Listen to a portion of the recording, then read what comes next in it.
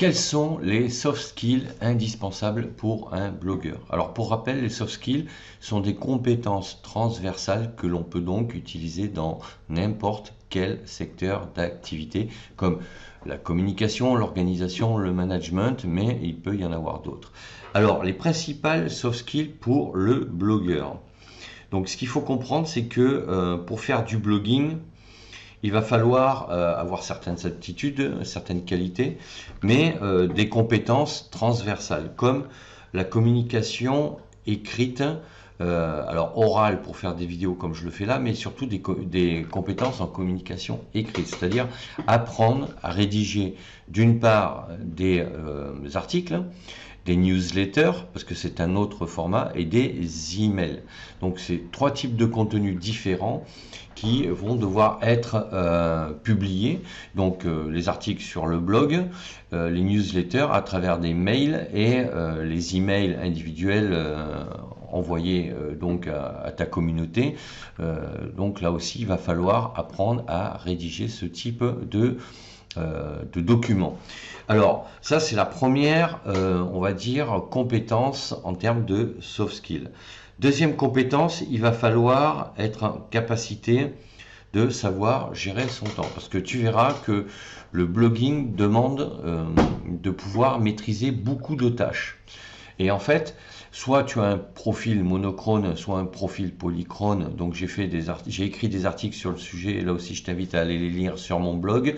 Donc monochrone, c'est que tu préfères gérer une tâche après l'autre, et polychrone, c'est que tu es plutôt amené à gérer plusieurs choses en même temps. Tu as cette agilité intellectuelle qui te permet de passer comme ça d'une tâche à une autre sans pour autant être désorganisé.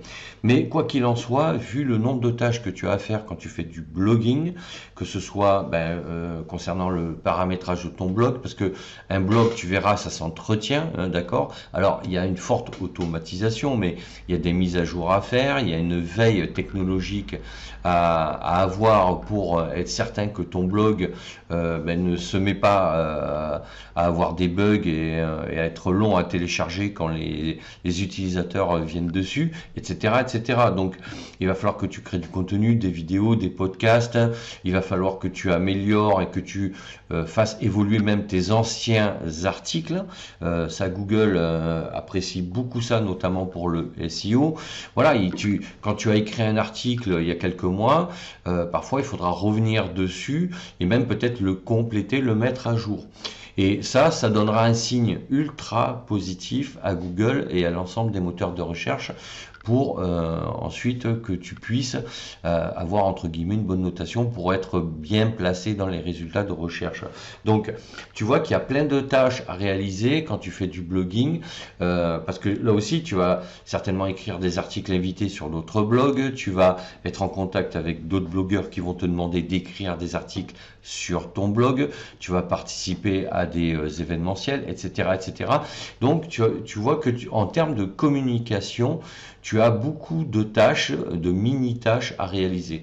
Et ça, il va falloir apprendre à donc gérer son temps pour ne pas se noyer dans un verre d'eau. Ensuite, autre compétence à développer quand on est un blogueur, c'est bien évidemment d'avoir cette capacité, si tu veux, à créer de la relation avec sa communauté. Ça, c'est donc, il y a la compétence écrite, mais il y a la compétence en termes de relationnel. Il va falloir que tu sois vigilant à ça. Et il va falloir que tu prennes le temps pour pouvoir répondre à tous les commentaires, que ce soit sur ton blog, sur ta chaîne ou sur ta page Facebook. Parce que je l'ai évoqué dans d'autres vidéos, mais il va falloir que tu te crées comme ça un environnement, un écosystème entre ton blog, une chaîne YouTube et une page Facebook au minimum, et après Instagram. Mais bon, ça j'en parlerai dans d'autres vidéos parce que quand on démarre, il vaut mieux gérer 2 médias, 3 avec Facebook, en sachant que tu peux automatiser les publications entre ton blog et Facebook, mais il faut éviter de se disperser au début.